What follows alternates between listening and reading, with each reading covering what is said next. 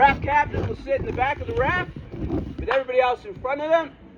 And the kind of things, it's a dictatorship, by the way. Raft captain's in charge.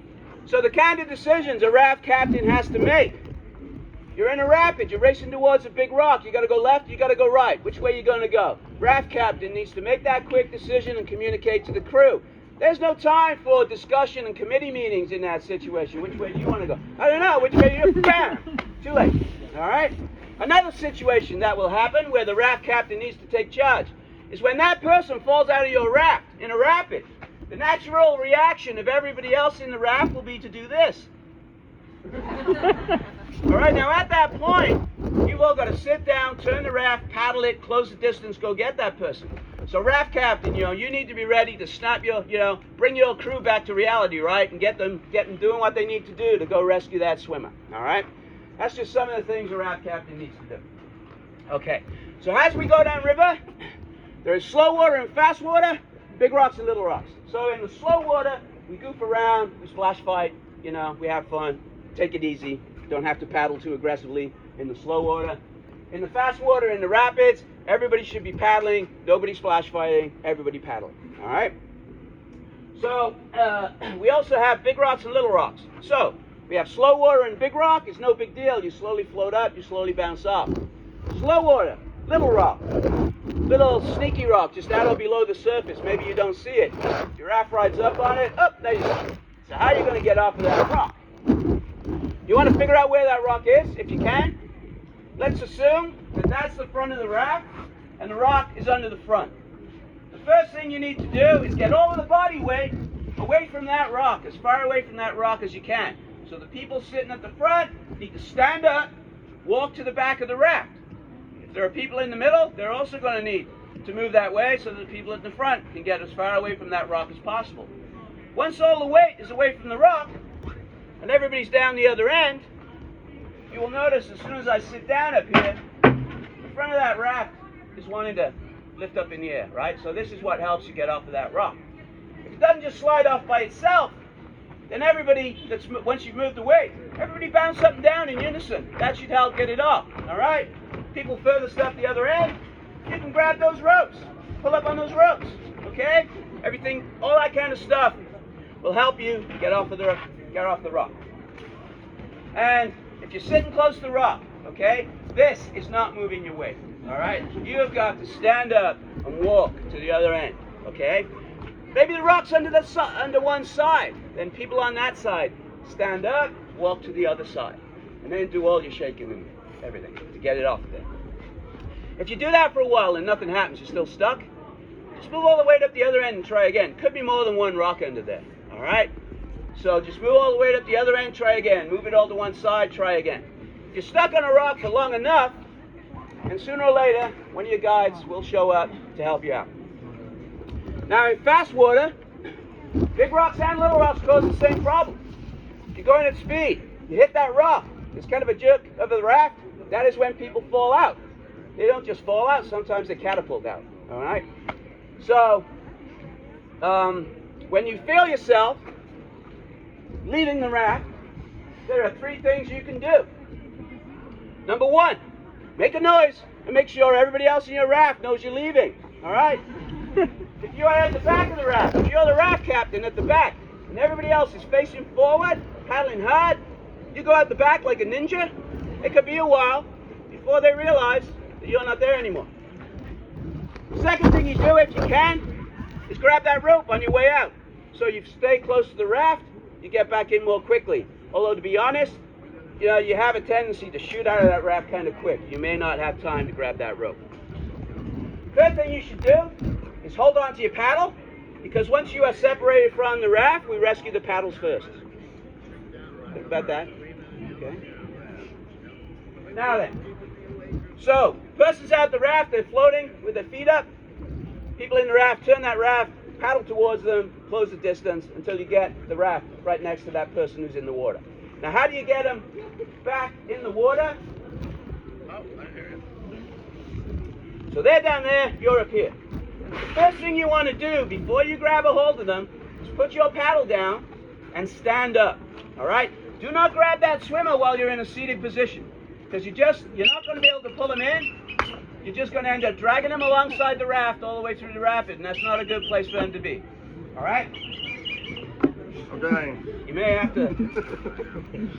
Help me. Help So, me. get the swimmer next to the raft, get them to put their arms up, take their paddle away from them first, get them to lift their arms up. You stand up. Help me. You kneel against the outside tube. Get your balance. All right? Because you want to be able to use your legs when you're pulling them in. From a seated position, you just don't have the strength to do it. All right? You reach down. You hook elbows under armpits. Now, once you're in this position, you can grab the front of the life jacket. All right? Now, you pull back, push with your legs. I think I just ripped your jacket. That's all right. Pulling it apart. I'm better. Do not grab the top of the life jacket to pull them in. It's possible you might pull it off. Do not pull them in by the arm. If the arm is extended up to the raft, you grab the wrist, you pull in on the arm, all the pressure, the weight, the everything is going to the shoulder. You can dislocate that shoulder. All right? The time-tested method is elbows under armpits. That's how you do it. Now, if that person in the water is too heavy for that one person closest to them to pull in, then two people stand up, get one armpit each. All right? If the two people are still struggling to get that person in, and you need a third person to get involved, there is no third armpit. So at that point, you grab anything you can to pull that person in the raft. Now, the rest of the people in the raft who are not involved in pulling that person in, all right? Try not to have a Netflix moment where you're just like, you're just watching the whole thing, all right? You want to be looking downstream. You want to still be paddling and steering the raft, making sure you don't hit the next rock, okay? All right, now then, what else do we want to talk about? So our guys today, in addition to myself, John, we have Joan. Hey, Joan. Joan will be at the front of the trip today. She knows the best route through the rapids, so go where she goes. If she's over that side of the river, that's where you should be. If she's over that side of the river, that's where you should be. Occasionally, today, Joan will be asking the front rafts to pull over the shore and stop so we can regroup for various reasons. So when Joan asks you to pull over and stop, you want to paddle to the shore, grab your own rock or tree. As the later rafts arrive, don't grab the rafts that are already stopped. Find a piece of shoreline, get your own rock or your own tree. In the middle of the trip with me will be Dave. Hey, Dave. So I'll talk about what Dave will be doing in a moment. The back of the trip will be Trey. Trey. Trey is the sweep guide. He's back there to make sure nobody and nothing gets left behind. All right? So now myself and Dave in the middle of the trip, and at various times the other guides also, we will try to communicate with you using hand signals when we can. All right? So there are some basic hand signals that we use. Try to watch for our hand signals. This means go that way. This means go that way. This means go that way quickly. All right? This means you weren't quick enough. This means come straight towards me. All right? Walking fingers. You're stuck on a rock. You've forgotten what I said about moving your weight around. That's what walking fingers is telling you. All right? And lastly, this is the paddling signal. Now, a lot of people, they get in a rapid and they feel safer stopping paddling and just sliding inside the raft or holding on to the rope. All right? You must be paddling in the rapid. You're not safe sitting inside the raft holding the rope. You are safe when you are paddling and controlling the raft. All right? So when we see you not paddling in the rapid, you may see us give you this signal. That means you should be paddling now. All right? Okay. Now, as much as we try to communicate with those basic hand signals, there are lots of situations we do not have a hand signal for. All right? So we also have to do a lot of yelling out there. The reason we yell is because we're either trying to communicate with you over open water, or we're trying to make ourselves heard over the sound of the rapids, all right? So there's a lot of yelling goes on. Please understand, when we're yelling in the direction of your raft, we're not yelling at you. We're yelling to you, all right? We're not mad at you. We're just trying to communicate information to you, all right? All right, not yelling at you, yelling to you. Bailing buckets, a.k.a. splash buckets. When you're splash fighting with these in the water, in the calm water, don't fill it more than a third full, otherwise it'll be too heavy, all right? The best technique for throwing that water at another raft is you stand up, you get a nice backswing, nice follow through. That is the best way to do it. You'll be surprised if I didn't tell you that at the ways people would try to throw water. But Now, when you throw that water, don't throw the bucket. It will be wet and slippery. Try to keep a tight grip on it. Okay? We take a picture of you going under the second bridge today. We will try to remind you when we get close to that point. And then on the bus ride back, we will definitely remind you about the pictures that were taken of you. And we will give you every chance to purchase those pictures. No worries there. No buses yet. Where's my buses? All right. What else do I want to talk about? Any questions yet? Any questions? All good? Okay. Okay. Will you wear helmets? No. But if you really, really want one, we can find you one.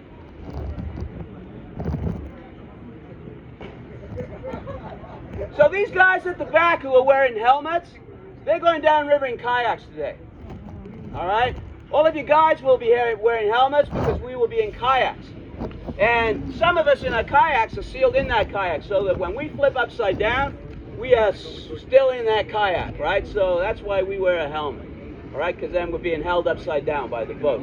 If you fall in, your life jacket's going to keep you on the surface. You're not going underwater, okay? Here come the buses, all right? Woo! So, don't go yet. Whoa, wait, stay seated. So we will talk when we get to the river. We will talk about once you're in the raft, we'll talk about where to sit in the raft, how do you handle the paddle, all that kind of important stuff. We'll discover at the river. Now this is Jake with the clipboard. Jake's going to work with you to load the buses, so I'll hand it over to Jake. All right, guys, my name's Jake. I'm the shuttle coordinator here. It's my job to get you to the river, so I'm going to assign you to a bus. The first thing I want to tell you is that both of our buses will be completely full. Every single seat will be filled. So when I send your group to a bus, I will tell you to go to either the first bus or the second bus. When I send you there, you need to have your mask on. You also need to have your boarding pass out, unfolded, flat, ready to hand to the driver. Every person should have their own boarding pass. Nobody should be handing the driver a stack of passes and making him count them. Give them to him one at a time. Make sure they're flat and unfolded. So we're going to start with Source Adventures. The entire group of 39 needs to go on the first bus. So what I need you guys to do is I need you to go all the way to the back of the bus. And I need you to put 2 people in every seat working towards the Girl, boy, girl. Boy, girl, boy. So we distribute our weight here. So we like this person to be her. We have this to be her, myself. 2 in every seat, please.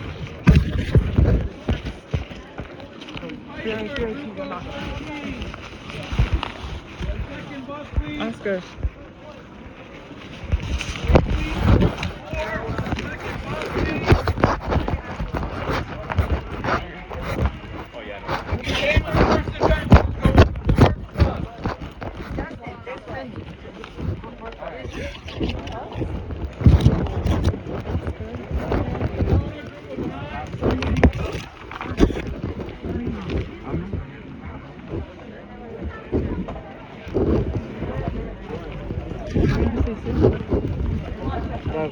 We'll get on.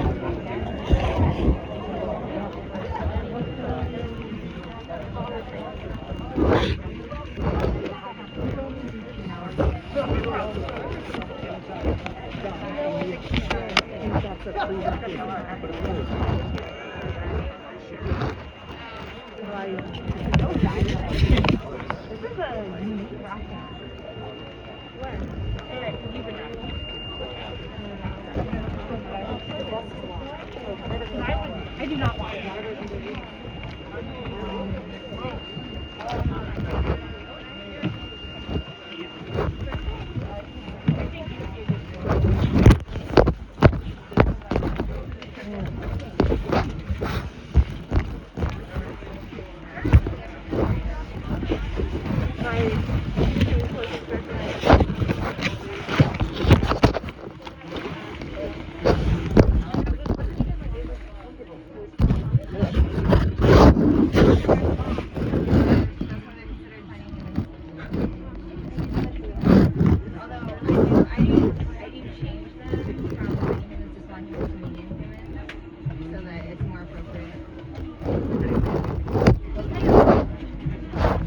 16-year-old is in a tiny human. They're small human. The 17-year-old is in a small human.